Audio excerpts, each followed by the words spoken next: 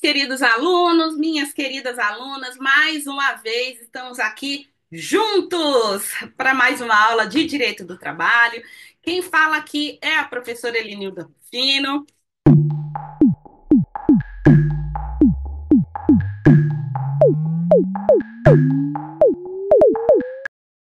E para não perder o costume, é claro que eu vou pedir para que vocês sigam a página do Instagram da professora Helenilda, que está falando aqui com vocês, para que vocês estejam sempre mega power atualizados de todas as aulas, de todas as informações. Ali também vocês podem interagir comigo, então fica aqui embaixo no comentário o meu arroba do Instagram, que nada mais é do que professora.helenilda Rufino com H e passe a ser ali o meu seguidor para que você esteja sempre super informado de todos os acontecimentos do direito do trabalho.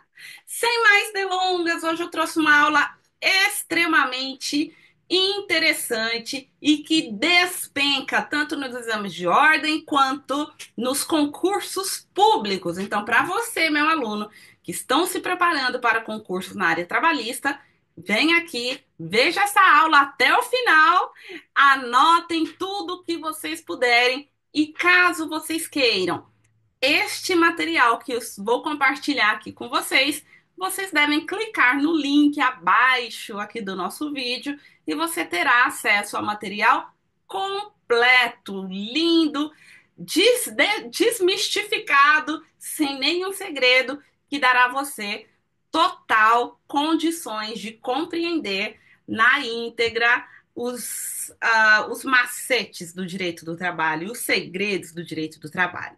Sem mais delongas, vamos para a aula de hoje. O tema é relação de trabalho e relação de emprego, trabalhadores que não são empregados e empregados especiais. Aqui nós falaremos do empregado doméstico, do trabalhador rural, do bancário e outras espécies de trabalhadores que é necessário que tenhamos uma visão diferente para esses trabalhadores e vocês vão entender o porquê, ok? Então vamos lá. Professor, afinal de contas, o que é relação de trabalho e qual a diferença entre relação de trabalho e relação de emprego? Vamos lá, meus amores. A relação de trabalho nada mais é do que todos os trabalhadores, eles estão incluídos na relação de trabalho. Vamos colocar aqui, vamos recorrer aos nossos desenhos, que eu gosto muito, que eu sei que vocês vão internalizar com mais facilidade essa diferença, tá? Então, queridos, todos os trabalhadores, eles estão debaixo aqui do guarda-chuva. Cadê? Aqui. Eles estão aqui do guarda-chuva da relação de todos os trabalhadores. E, portanto, a relação de trabalho ela é um gênero. Já estes entes que estão aqui embaixo, estão vendo? O seletista, o trabalhador autônomo, voluntário, estagiário, trabalhador avulso, estes trabalhadores, eles são espécies de trabalhadores. E onde estão, então, o empregado? Onde é que está a relação de emprego? A relação de emprego está aqui dentro, olha. Todos aqueles empregados que possuem registro em carteira, todos os trabalhadores que possuem o registro na carteira, que tem, como diz na minha cidade, lá no interior de Minas, que tem a carteira fichada, que tem o registro em carteira, eles são os empregados, tá? Empregados. Se eles são empregados, eles são estes trabalhadores que possuem registro na carteira, são os empregados, são as relações de emprego. Então vamos trazer aqui para o texto, né, que eu explico isso para vocês no parágrafo abaixo. E eu digo aqui que o direito do trabalho não regula todas as relações de trabalho. Nós já aprendemos que a relação de trabalho engloba todos os tipos de trabalhadores, tá? Mas o direito do trabalho, ele não protege a todos, ok? O direito do trabalho não protege o autônomo, o direito do trabalho não protege os estagiários. A princípio, internalizem isso, tá? O direito do trabalho, ele não regula todas as relações de trabalho, mas ele regula uma das suas espécies de trabalhadores, que são os seletistas, tá? Que possuem uma relação de emprego, ok? Esta tem o traço da distinção fundamental determinado por certas especialidades de seus sujeitos, empregado e empregador, atribuindo-lhe características próprias. Por quê? Porque o empregado ele é regido por uma lei específica. O empregado precisa cumprir determinados pontos para que ele assim seja considerado, ok? Bem, para que seja caracterizado a relação de emprego, é necessária a presença concomitante de certos elementos. E quais são esses elementos necessários para que seja caracterizado a relação de emprego? Vamos lá. É necessário pessoalidade, não se desesperem, nós vamos compreender cada um deles, ok? É necessário a onerosidade, é necessário que o trabalho não seja eventual, e é necessário a subordinação, que é a principal característica para que seja assim caracterizado a relação de emprego, ok? Bem, esta circunstância, para que seja um trabalhador considerado empregado, ela deve ser fática, né? Então tem que estar no mundo dos fatos, aquele trabalhador tem que ter fornecido a sua força de trabalho para a empresa, para o colhedor, o beneficiário, o beneficiado, né, do trabalho daquela pessoa. E tem que haver nessa relação a pessoalidade, a onerosidade, a não eventualidade e a subordinação, tá? Não é necessário, é aí que está o grande segredo, meus amigos, meus alunos da graduação. Aí é que está o grande pulo do gato. Para ser caracterizado uma relação de emprego, não é necessária a formalidade. Pro, significa então que eu não preciso ter um contrato de trabalho com aquele trabalhador? Exatamente. O vínculo empregatício, a relação de emprego, se dá também de maneira tácita. O vínculo de emprego pode ser assim caracterizado de maneira tácita, verbal. Não é necessariamente o contrato escrito para que seja válido, reconhecido que aquele cidadão é um empregado de outrem. Perfeito? Bom, vamos seguir. Aqui, meus amados, só dando uma pincelada, tá? Voltando um pouquinho aqui, dando uma pincelada na pessoalidade. O que é a pessoalidade, meus queridos? A pessoalidade é a pessoa individualizada, a professora Helenilda, a minha pessoa, o meu CPF é que deve prestar serviço para o empregador, tá? Então, o empregador, ele tem que exigir que ao ir prestar o meu serviço, vá a minha pessoa. O empregador, ele não pode aceitar que eu envie uma prima, um amigo, um colega para que faça lá o trabalho dele, o meu trabalho, ok? O trabalho que o meu empregador que a empresa necessita. Então, a pessoalidade ela é necessária. O meu CPF está vinculado à execução do trabalho, ok? É necessário ainda, queridos, a onerosidade. Ó, o que é a onerosidade, Pro? A onerosidade nada mais é do que o pagamento, o cash, o money, o dinheiro, o real, tá? É necessário que o trabalhador, uma contraprestação, ele receba o pagamento em moeda brasileira, no nosso caso aqui do Brasil, em moeda nacional, a contrapartida em relação ao seu fornecimento da mão de obra, ok? Então, o trabalhador, quando ele trabalha, ele recebe um X valor pelo fornecimento daquele trabalho, ok?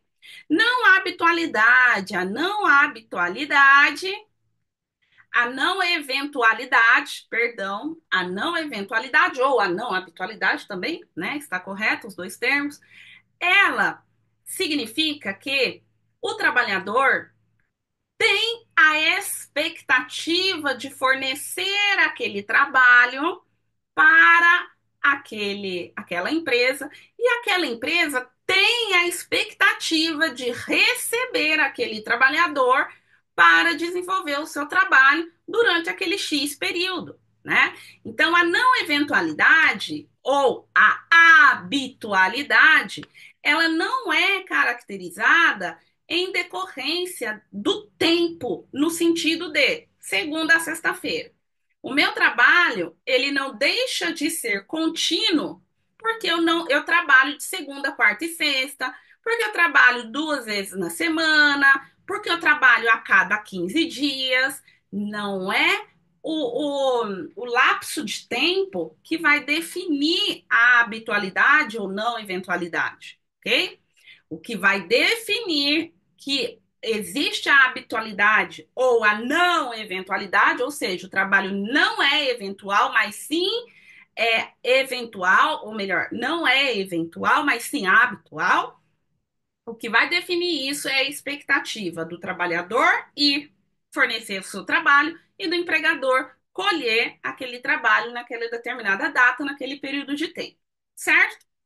Subordinação. A subordinação nada mais é do que o recebimento de ordens do seu superior, do seu patrão. Não se preocupem em anotar nesse primeiro momento. Nós vamos destrinchar a pessoalidade, onerosidade, não eventualidade e subordinação nos próximos slides, ok? Mais uma vez lembrando, se você quer ter acesso a este material completo, super completo, vocês podem clicar no link aqui abaixo e vocês terão acesso a esse material riquíssimo, completo, desenvolvido por mim, né? Para trazer para vocês um material completamente acessível, com uma leitura facilitada para que você domine o direito do trabalho, certo? Vamos seguir aqui. Bem, o artigo 3º da CLT, ele traz a definição do que é empregado. Então, o artigo 3º da CLT, ele traz para nós o que é empregado. Considera-se empregado, acompanhem comigo, toda pessoa física, ou seja, é o meu CPF que está em jogo aqui.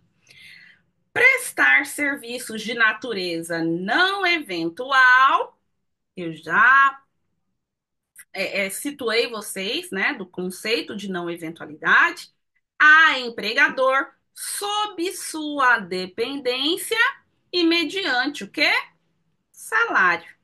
Mediante o pagamento de salário. Perfeito?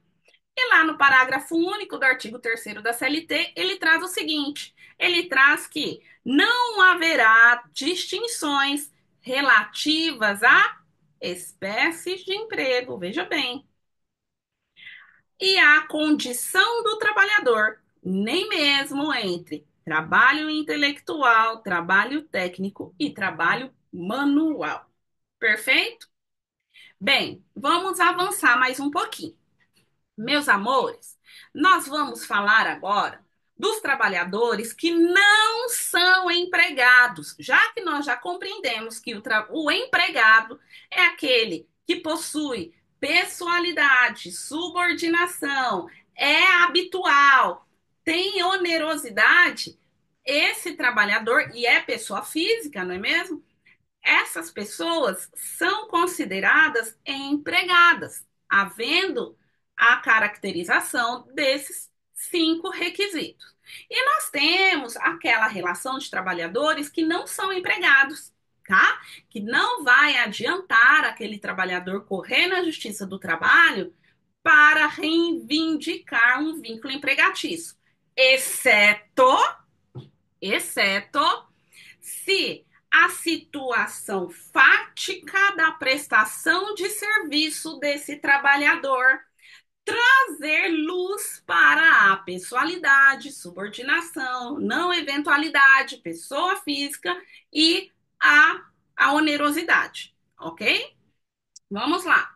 O trabalhador autônomo, ele não é empregado, por quê?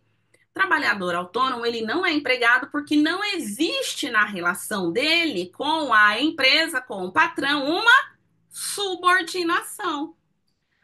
O empregado autônomo, meus amados, é aquele, ou melhor, o trabalhador autônomo, me perdoem, é aquele trabalhador que é ele quem decide a maneira técnica que ele vai desenvolver o trabalho. É o trabalhador autônomo que decide o prazo de entrega daquele trabalho. É o trabalhador autônomo que discute as regras ali do contrato de prestação de serviço. É ele quem põe preço no desenvolvimento do seu trabalho.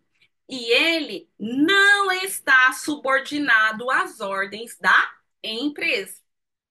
Essas são as características que tornam um trabalhador autônomo, ok? Outro ponto muito importante: o trabalhador autônomo, ele pode, por exemplo, ao desenvolver um trabalho, suponhamos que eu comprei alguns móveis planejados, tá? Comprei uns móveis planejados do senhor João. O João é um trabalhador autônomo. Ele monta, ele desenvolve, né? Ele produz os móveis e ele monta, ele é montador de móveis, tá? Então, o senhor Antônio, o senhor João, no meu exemplo, ele vai me dar a data que ele vai entregar. Ele é quem vai decidir qual tipo de equipamento ele vai se utilizar para fazer os cortes da madeira. É ele quem vai fazer a montagem daqueles móveis na minha casa. Se o seu João, de repente, no dia da montagem, tiver uma dor de barriga, o seu João ele pode enviar um outro trabalhador, um outro prestador de serviço para realizar aquela montagem. E assim o é, porque o trabalhador autônomo não tem uma subordinação jurídica em relação ao desenvolvimento do seu trabalho. Ele tem um mero contrato de prestação de serviço que vai ser discutida as suas regras em caso de algum conflito entre o trabalhador, o seu João, e a empresa ou a pessoa que ele está prestando serviço. Ante uma desavença, eles terão de buscar a justiça civil. Eles vão discutir num processo civil os eventuais descumprimentos do contrato, ok? Trabalhador eventual. O trabalhador eventual, quem são, Pro? São as diaristas, que é o exemplo clássico, diaristas. Um exemplo clássico de trabalhador trabalhador autônomo, de trabalhadoras eventuais, perdão. Por quê? Porque não existe habitualidade, né? Suponhamos que eu, professora Elenilda, seja uma diarista. Eu trabalho das 8 da manhã às 16 horas. Eu vou até a casa de uma cliente, desenvolvo o meu trabalho de limpeza no período de 8 horas e 16 horas, findado a minha carga horária, dando lá às 16 horas da tarde. Eu simplesmente vou dizer a minha cliente que o meu horário finalizou, ela vai me fazer um pagamento. Eu vou embora feliz e a cliente ficará feliz com a prestação de serviço. Então, não existe habitualidade, tá? Eu posso ir uma semana em uma casa, não gostar de desenvolver meu trabalho naquela casa e não retornar na semana seguinte. Mas lá depois de 20 dias, né, para cumprir a minha janela de diárias da semana, eu posso sim voltar a essa casa e desenvolver meu trabalho, tá? Eu sou uma trabalhadora eventual. Hoje eu posso ir trabalhar, amanhã eu não sou obrigada a ir novamente, tá? Trabalhador voluntário, eita, pro! O trabalhador voluntário, ele tem uma lei específica que o rege. Tamanha importância dos voluntários, ok? O trabalhador voluntário, ele é regido pela lei número 8.608 de 1998, tá? E esta lei ela dá as diretrizes para que um trabalhador que está desenvolvendo o seu trabalho sob, né, a forma de trabalho voluntário, ele estará, ele deverá cumprir as regrinhas constantes na Lei 6.608 de 98, tá? E o principal, vejam bem e anotem, a principal característica do trabalhador voluntário é a ausência de onerosidade. O trabalhador voluntário, ele não recebe pelo trabalho fornecido, ok? Ele desenvolve aquele trabalho por uma benevolência, né? Por estar ali de acordo com a causa daquela instituição, que, em regra, sem fins lucrativos, e ele não recebe nada por isso. Por exemplo, eu, como advogada, posso perfeitamente desenvolver um trabalho voluntário em uma igreja, né? E atender gratuitamente a cada 15 dias ou toda semana a população daquela região, sem nada cobrar nem deles e nem da instituição, ok? Então, o trabalhador voluntário não tem a paga pelo serviço, não tem a onerosidade, ok? Vamos seguir para mais um trabalhador que não é empregado, o trabalhador avulso. O trabalhador avulso, meus queridos, minhas queridas, não tem a habitualidade, tá? O trabalhador avulso não tem a habitualidade.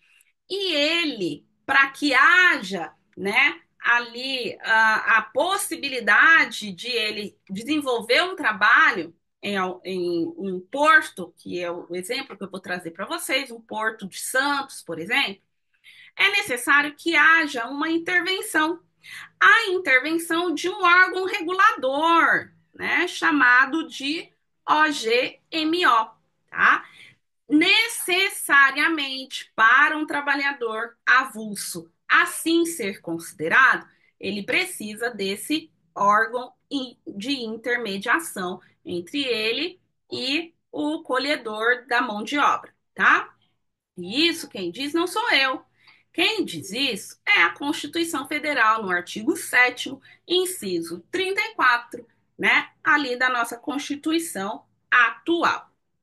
Bom, o trabalhador regido, o trabalhador avulso, ele é regido por estas duas leis, meus amados, que é a Lei 12.815 15 de 2013, é uma lei mais recente, que lá no seu artigo 33, que regulamenta, traz para a legislação a regulamentação do trabalhador avulso, ok? Esse trabalhador avulso é aquele trabalhador que desenvolve o seu trabalho no porto, tá? Que é o trabalhador que trabalha no meio portuário.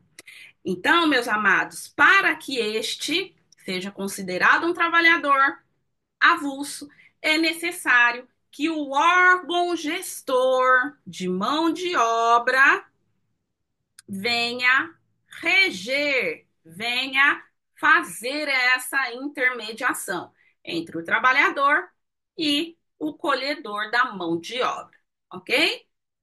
A outra lei que regula o trabalhador avulso é a Lei 12.023 de 2009, que regulamenta o trabalhador avulso que não é o trabalhador portuário. Perfeito? Pronto. Quais outros trabalhadores que não são empregados? Vamos lá. O estagiário. Gente, o estagiário, fiquem tranquilos que teremos uma aula aprofundada discutindo a lei do trabalhador voluntário, avulso, do estagiário, ok? Então fiquem tranquilos, haverá essa aula.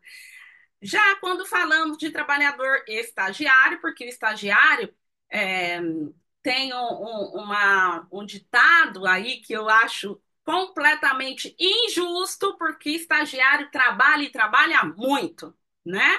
Então vamos lá. O estagiário ele também é regido por uma lei. Lei essa, número 11.788 de 2008, tá? Essa é a lei que regulamenta o trabalho do estagiário. Pausa para uma aguinha, né? E nós temos o trabalhador que não é empregado, aquele trabalhador considerado hipersuficiente. Mas aqui eu coloco uma reticência gigantesca, ok? E nesse momento nós não falaremos dessa espécie de trabalhador, nós falaremos no momento oportuno, tá? Então, amados, esses trabalhadores que eu listei para vocês são exemplos de trabalhadores que não são empregados, que não possuem registro em carteira. Uma, porque eles são regidos por lei própria, e outra, porque ele é um autônomo, né? Ele tem ali a sua empresa, ele tem um CNPJ, ok? Seguindo aqui. Nos aprofundando em cada um dos requisitos para ser considerada a relação de emprego, vamos começar pela pessoalidade, tá? A pessoalidade, meus amados, ela é efetuada por uma pessoa física, que eu acabei de explicar para vocês há pouco. É necessário um CPF, não sendo admitido de maneira alguma que um CNPJ seja considerado empregado. Uma empresa não é empregada de outra, ok? A prestação de serviço, né, deve ser fornecida pela pessoa X, ok? Pela pessoa, pela Maria, pela Josefa, pela Tatiana, pela Patrícia, pela Roseneide, tem que ser desenvolvido por estas pessoas físicas, tá? Diretamente contratadas. É, portanto, uma obrigação infungível se eu contrato a professora Helenilda para dar aula em uma instituição, logo, quem deve vir prestar o serviço no dia a dia de trabalho é a professora Helenilda, tá? Não é admitido que haja uma substituição da mesma espécie, tá? Que é, na verdade, o conceito de algo fungível, infungível, perfeito?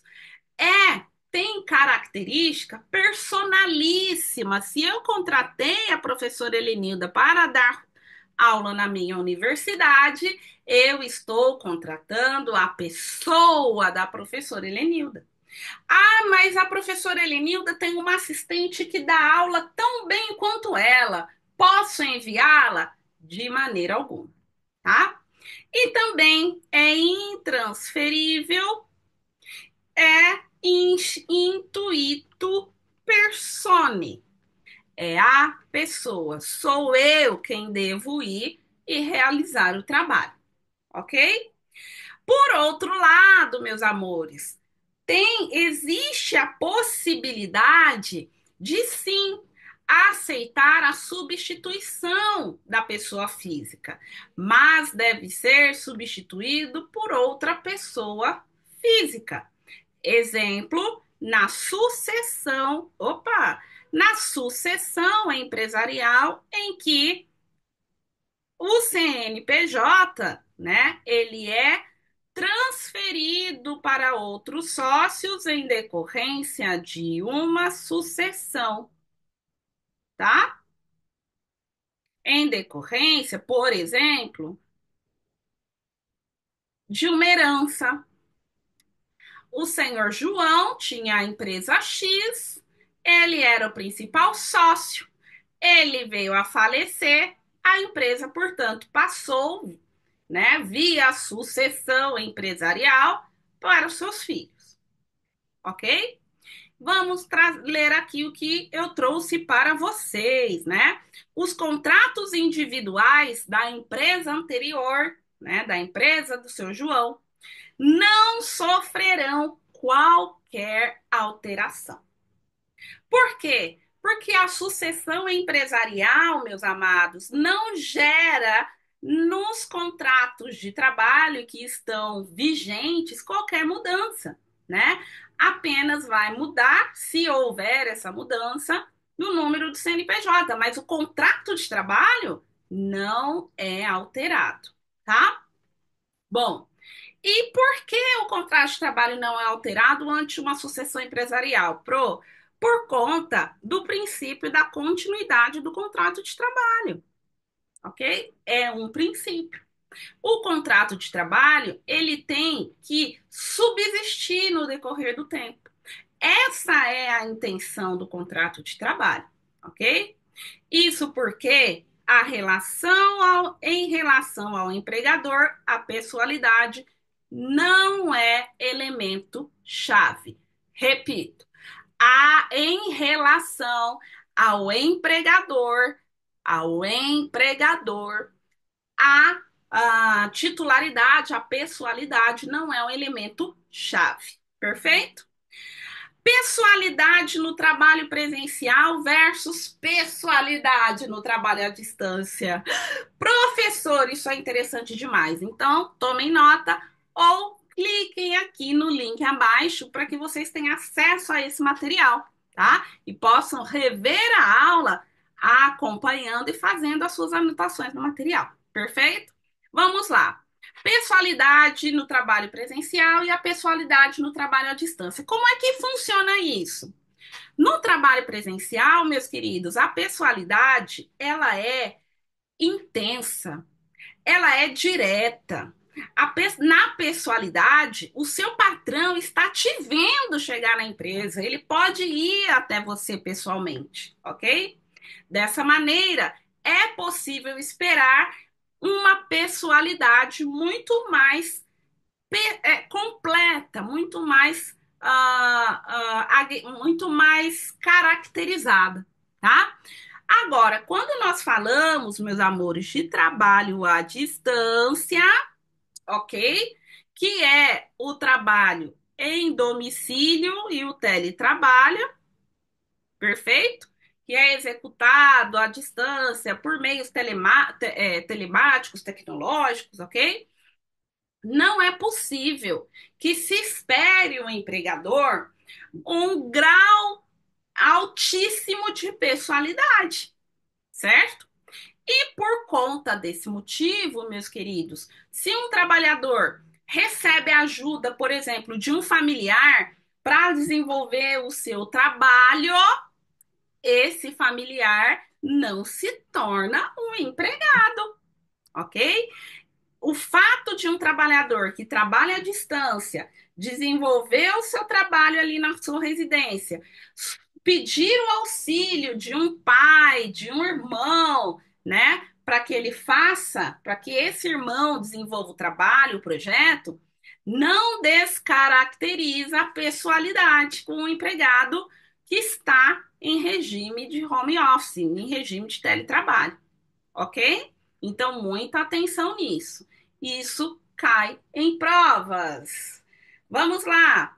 Artigo 75 da CLT. O artigo 75B da CLT diz o seguinte: considera-se trabalho, teletrabalho ou trabalho remoto a prestação de serviço fora das dependências do empregador, de maneira preponderante ou não, com a utilização de tecnologias de informação e de comunicação, por sua natureza não configura trabalho externo. Então, atenção que esse artigo veio recentemente, em 2022, tá?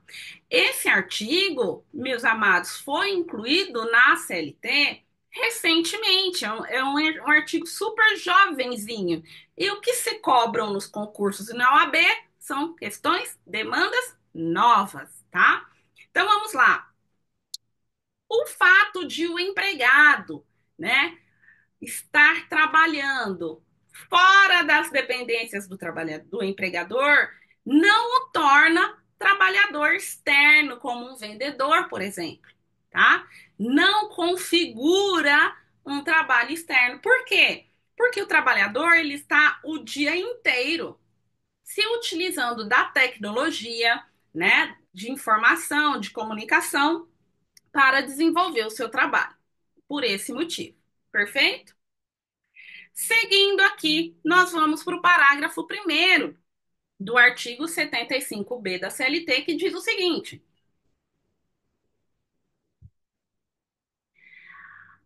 o comparecimento, o comparecimento do empregado, ainda que de forma habitual, ou seja, toda segunda-feira, toda quarta-feira, a cada 15 dias, toda semana, ainda que haja habitualidade, o comparecimento do empregado na empresa, nas dependências do empregador, para ele trabalhar, para ele fazer uma reunião, para fazer uma atividade, né, específica, como são as reuniões, que exijam, né, a presença do empregado no ambiente físico da empresa, isto também não descaracteriza o regime de teletrabalho ou trabalho remoto. Fiquem muito atentos a esse parágrafo. Também veio na mesma lei 14.442 do ano de 2002. E o que cai na OAB em concurso? Mudanças novas, tá? Vamos seguir o baile. Lembrando mais uma vez que você pode me seguir no Instagram, @prof.helenilda Rufino, Helenilda com H. Lá no Instagram, divida ali comigo as suas dores, as suas angústias, colhe as informações que são ali disponibilizadas para vocês e também, se vocês quiserem este material riquíssimo, fiquem à vontade, podem clicar aqui no link abaixo e vocês poderão até rever a aula preenchendo, complementando com as informações que eu trago aqui para vocês, tá bom? Continuando aqui. O requisito da pessoalidade não impede substituições, como eu havia dito para vocês, tá? Existem substituições consensuais que o empregador aceita que o empregado envie, por exemplo, uma prima para ir fazer o trabalho, tá? No exemplo, o que acontece bastante, amados, no trabalho doméstico. No trabalho doméstico, muitas vezes, né, a trabalhadora, ela precisa se ausentar 1 ou 2 dias, e ela mesma fala: olha, dona Helenilda, A minha prima, ela pode vir no meu lugar, se a senhora concordar, se houver concordância tacitamente, que parte do trabalhador e parte do empregador aceitar essa substituição, tá?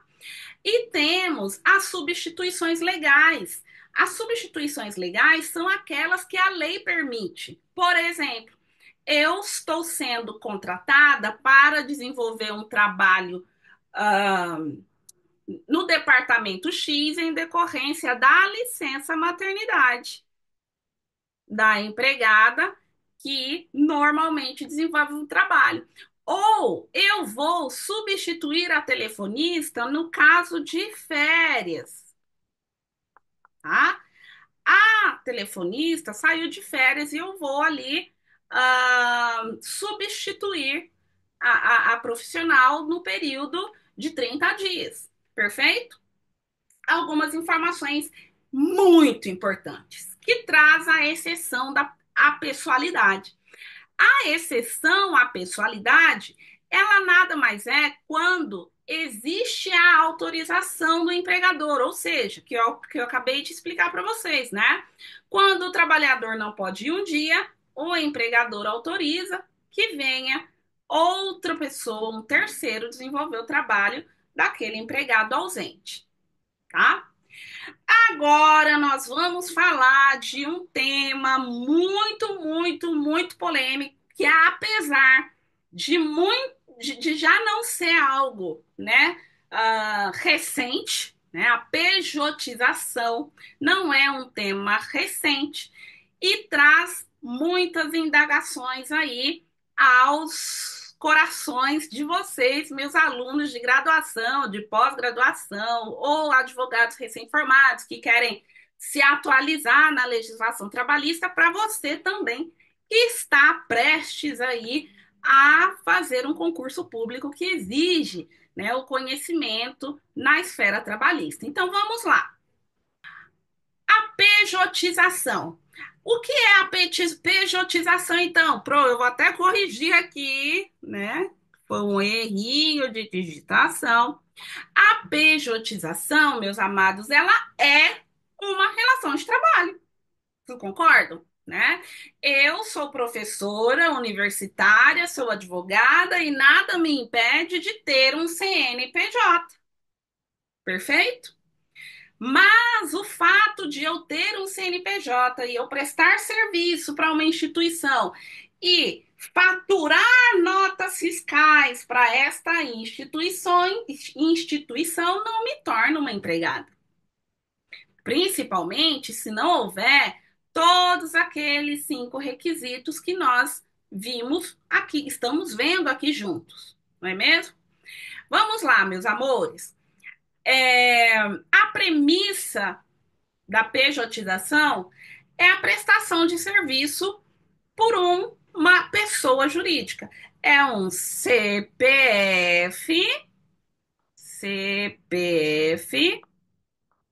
que transforma-se em um CNPJ, e por meio deste CNPJ faz a prestação de serviço. Ok? Então vamos lá, meus amores. Se o trabalho é executado por uma pessoa física, mas a contratação se deu por meio de uma pessoa jurídica,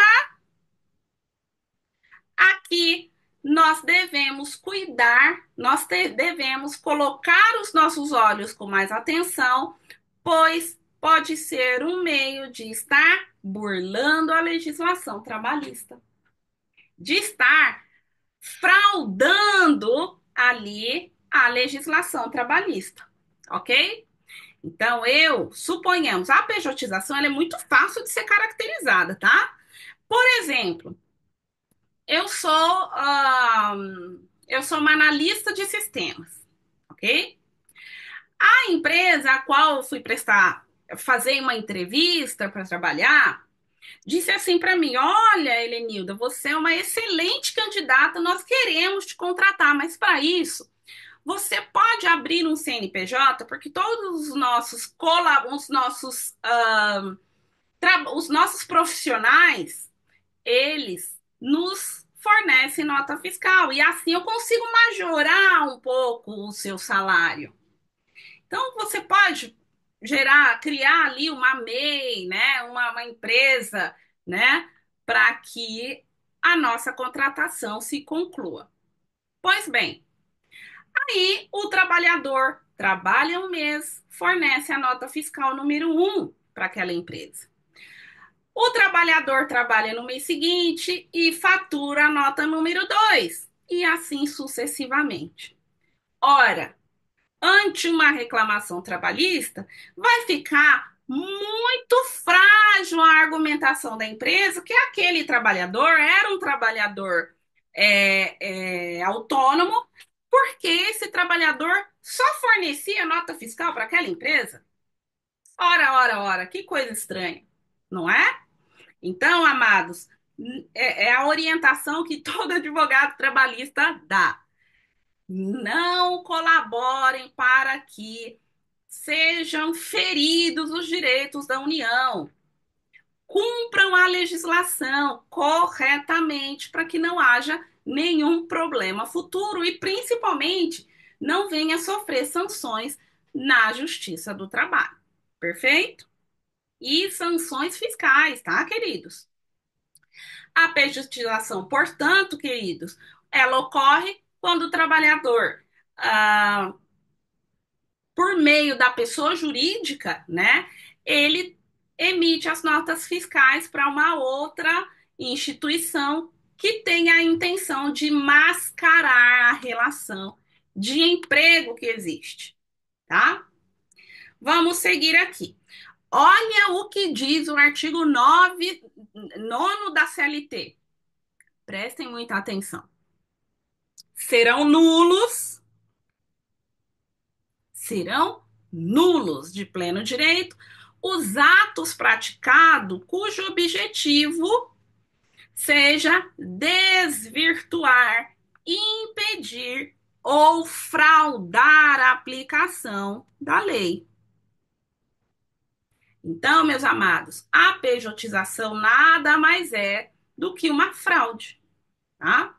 É uma forma que o colhedor da mão de obra busca para burlar o sistema trabalhista e deixar assim de pagar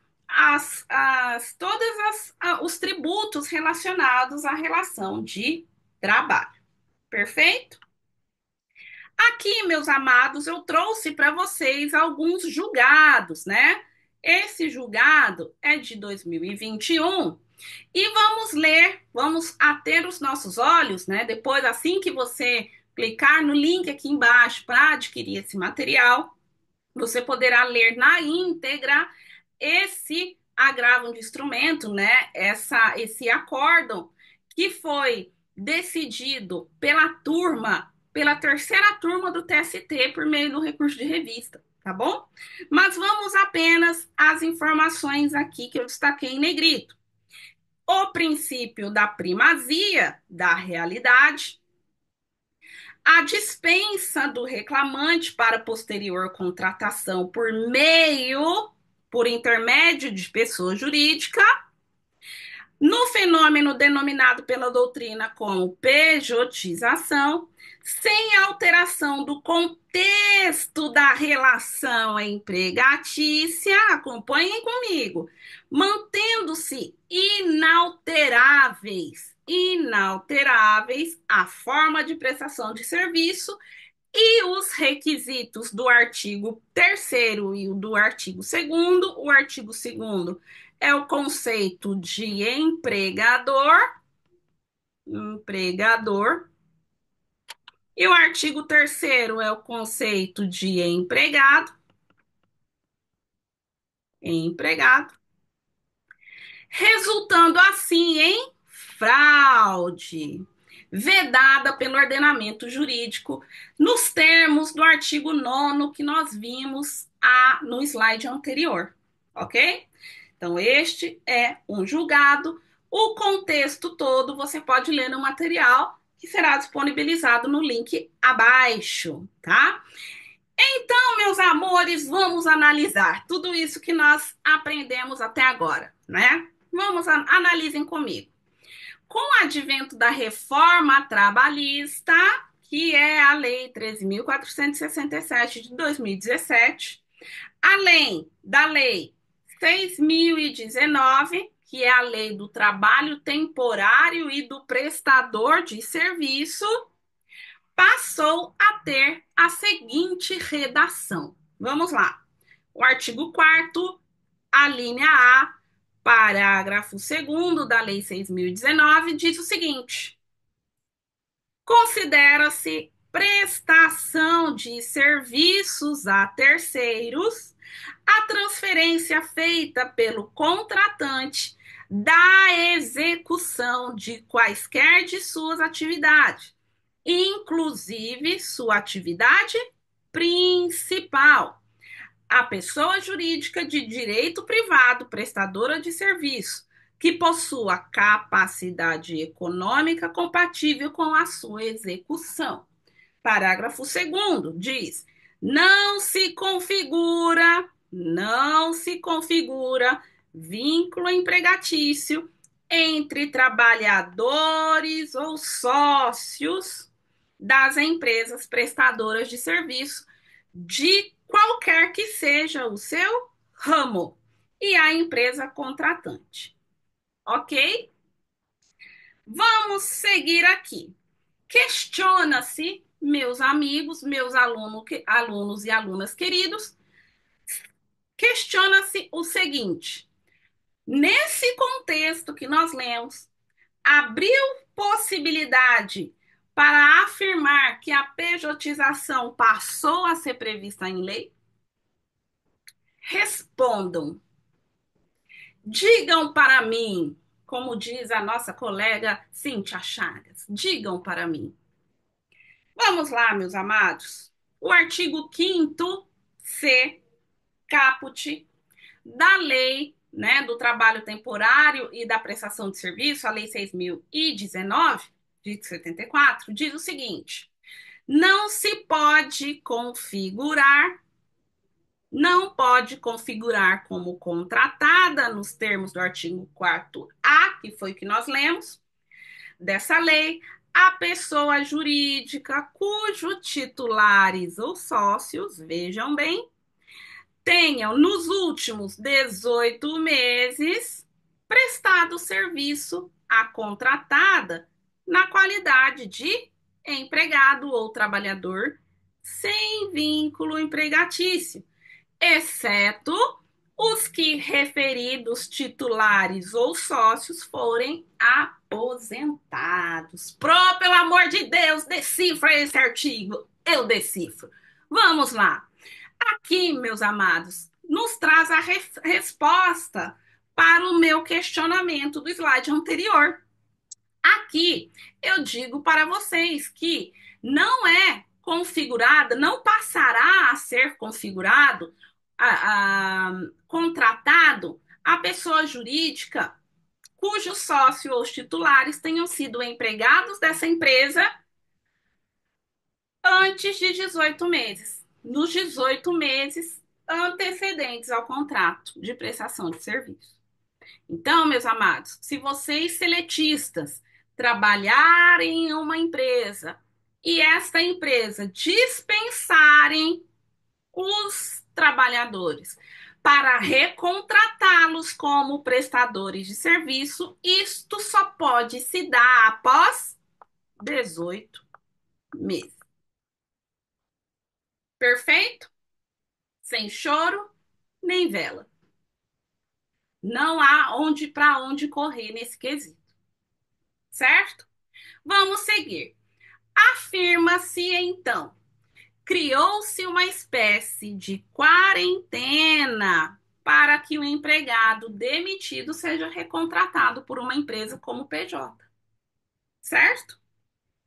Seguindo aqui, em relação ao tema, nós temos um julgado, né? Uma decisão paradigmática do STF nos autos da reclamação trabalhista 5685, que diz o seguinte: vamos às letras destacadas em laranja, vamos lá.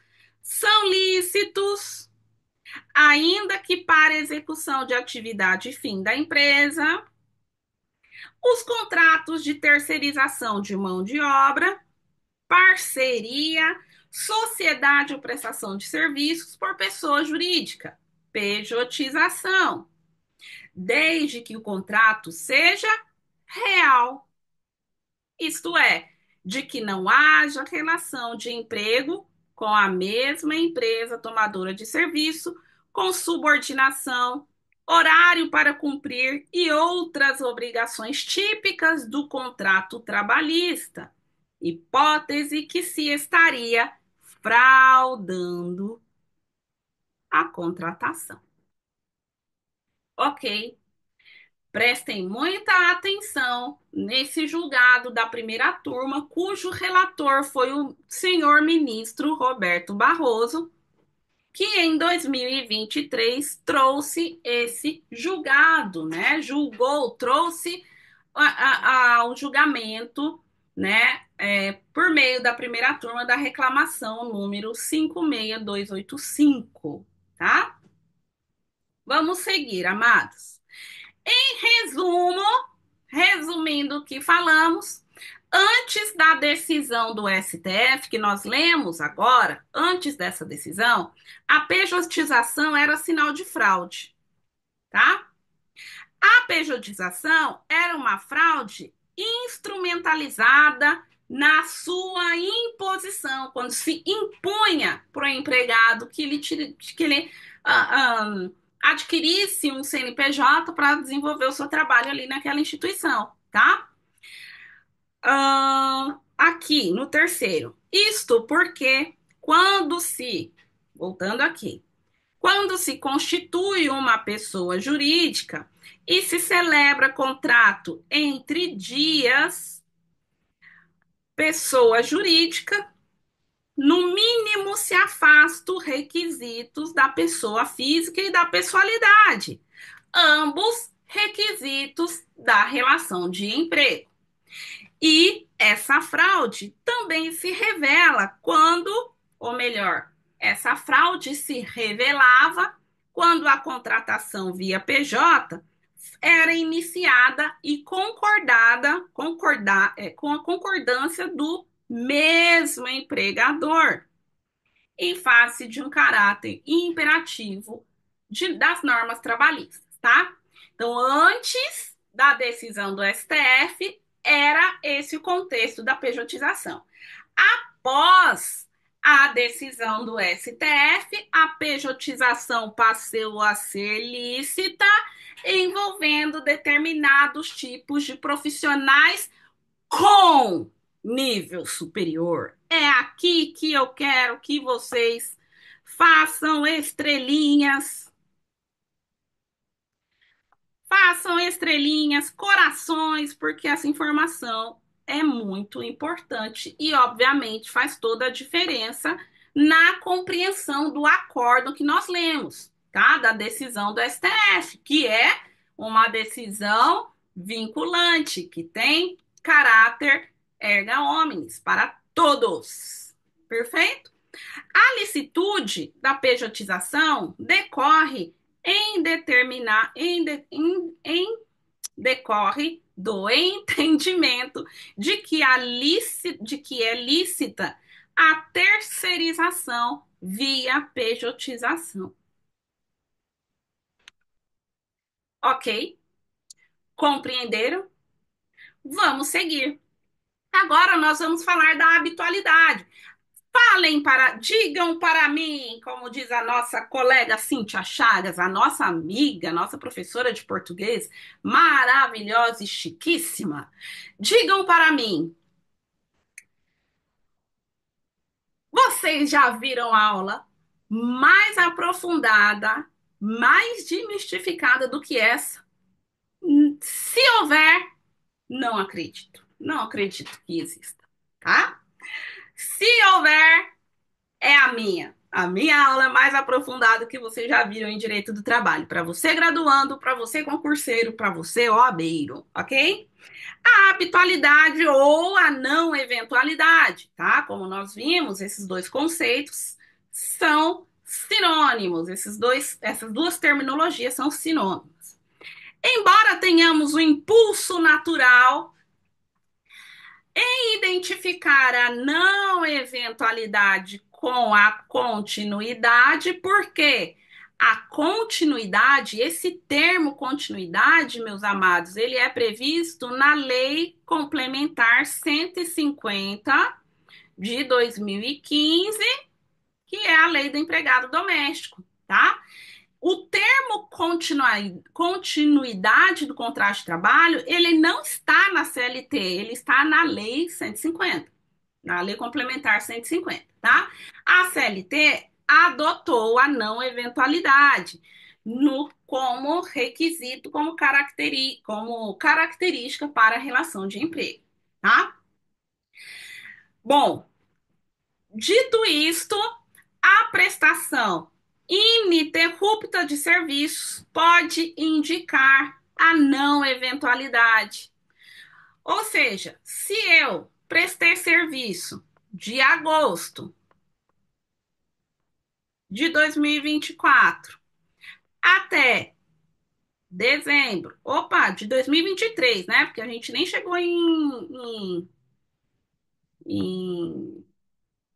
em agosto de 2025. Então, se eu prestei serviço de forma contínua de agosto de 2023 agosto, até dezembro de 2024, sem interrupção, novamente, independentemente se essa habitualidade se dava 3 vezes na semana, uma vez por semana, a cada 15 dias, independente da temporariedade, do espaçamento entre os dias de atuação, de trabalho fornecido, essa ininterrupção ela traz para a situação fática a possibilidade ou grandes chances de que ali há sim um trabalho, uma relação de emprego, tá?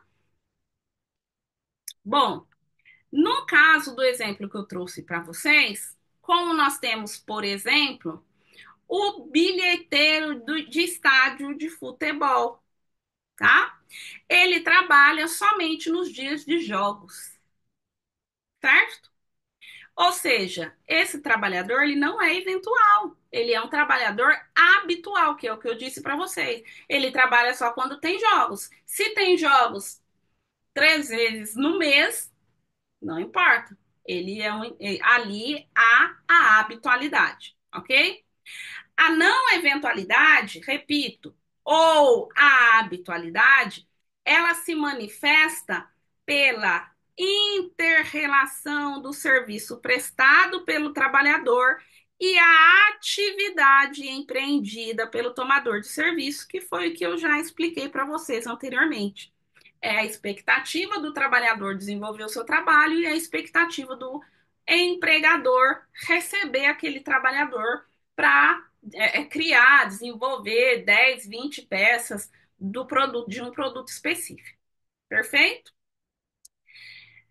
No entanto, meus amores, a não eventualidade do serviço não diz respeito a apenas à sua essencialidade no contexto da atividade produtiva, que é o chamado atividade fim. O que é uma essencialidade de uma empresa? Por exemplo, eu tenho um hospital, sou dona do hospital. Qual é a minha atividade essencial? A atividade médica. Eu preciso dos médicos aqui. Os médicos, portanto, é a atividade fim da empresa. É a atividade fim da empresa. Agora, se eu sou uma auxiliar de serviços gerais, de limpeza, e eu trabalho em um hospital, o meu trabalho, ele não é essencial para o funcionamento. Claro que na prática é, né? Os trabalhadores que desenvolvem o trabalho da limpeza são importantíssimos e mal de nós sem eles, não é mesmo? Mas, trazendo para o nosso mundo acadêmico, essa atividade não é o coração do hospital, não é a essência do hospital. A essência do hospital é fornecer atendimentos médicos, ok? Bom, continuando aqui.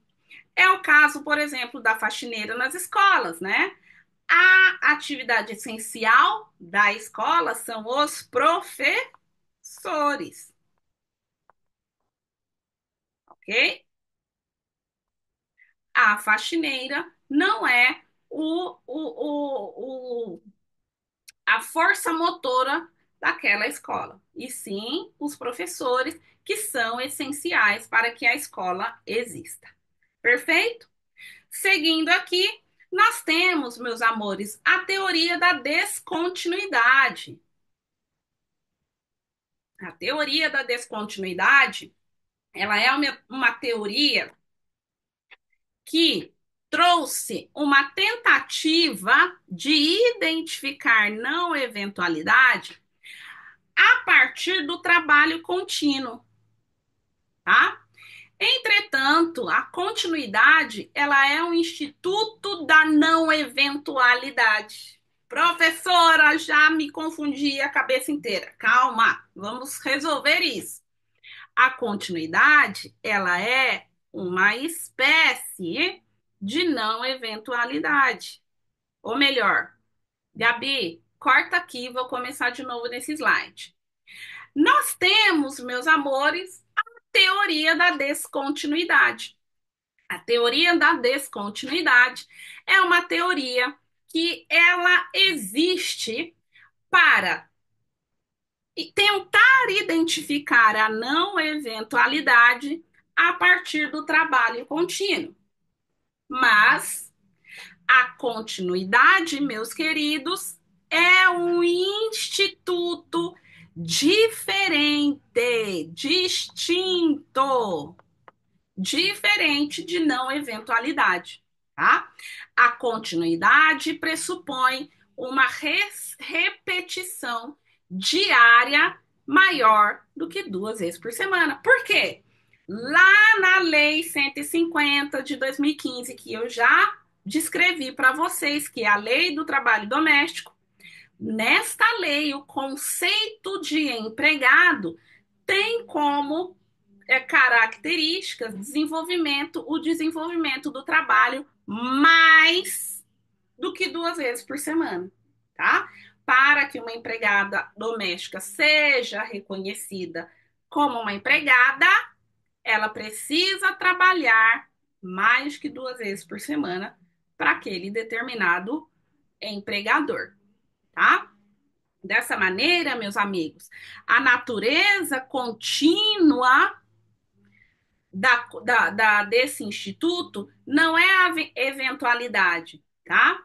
Mas nem todo serviço que não é eventual ele vai ser contínuo, porque a palavra, a terminologia continuidade está em uma lei específica e só cabe ali, ok? O trabalho doméstico e diarista. Diarista vai até 2 vezes na semana e o doméstico mais do que 2 vezes na semana. Essa é a diferença entre doméstico e a diarista. A diarista é uma trabalhadora eventual. Lembra que eu falei, coloquei a diarista como exemplo? O trabalho doméstico, ele é empregado. Mas para se ser empregado tem que ser mais do que 2 vezes na semana, ok? A onerosidade, a onerosidade, fale-me mais sobre isso. É claro, a onerosidade nada mais é do que dinheiro, tá? Ambas as partes, elas constituem ali uma relação. Essa relação, ela tem como intuito o patrimônio, tá? Ela tem um instituto patrimonial, ok? Ou seja, se o empregador se beneficia do meu trabalho, da força produtiva que eu ali ofereço, o empregado, por sua vez, ele deve receber o seu salário em troca do seu trabalho, ok? Isto é a onerosidade. Se não houvesse a onerosidade como a característica pilar da relação de trabalho, meus amados, nós estaríamos aí diante de um trabalho escravo, não é mesmo? Então vamos seguir aqui, amados. O artigo 2º da CLT traz o conceito de empregador, ok? Que nós já vimos. Considera-se empregador a empresa individual ou coletiva que, assumindo os riscos da atividade, nós vamos compreender melhor isso, tá? Daqui na próxima aula, ele contrata, né? Que admite, ele contrata, ele assalaria e ele dirige a prestação de serviço. E o artigo 3º da CLT, que traz o conceito de empregado, que nós já vimos aqui vastamente, que é toda pessoa física que presta serviços de natureza não eventual a empregador sob sua dependência e mediante salário. Então, para ser considerado um empregador, eu preciso pagar pelo trabalho fornecido. A paga deve existir. E para que eu seja um empregado, obrigatoriamente eu tenho que ser remunerado, eu tenho que receber pelo trabalho desenvolvido, tá? Remuneração.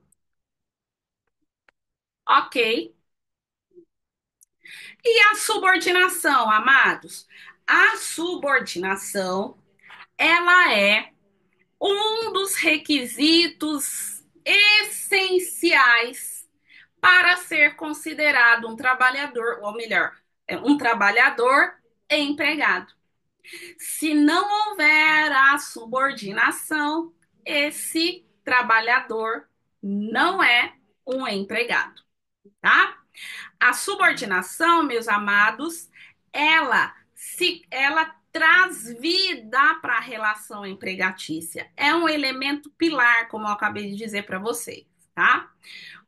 Essa subordinação não é aquela subordinação que subjuga o trabalhador, que humilha o trabalhador, que coloca o trabalhador debaixo de uma submissão abusiva. Não é esta subordinação que nós estamos dizendo, tá? Nós aqui estamos falando de uma subordinação que o fato gerador dessa subordinação é o contrato de emprego, que é de emprego, que é conhecido, né, pelas pessoas que não é do nosso meio jurídico como contrato de trabalho, mas o nome correto é contrato de emprego, certo? Vamos compreender então o que é esta subordinação. O fato de esta subordinação ter origem por meio de um contrato de emprego, nós estamos falando de uma subordinação jurídica e não uma subordinação abusiva. Um minutinho, gente, deixa eu fechar aqui a porta e meus pequenos acabaram olhando e viram que eu estava em aula e saíram.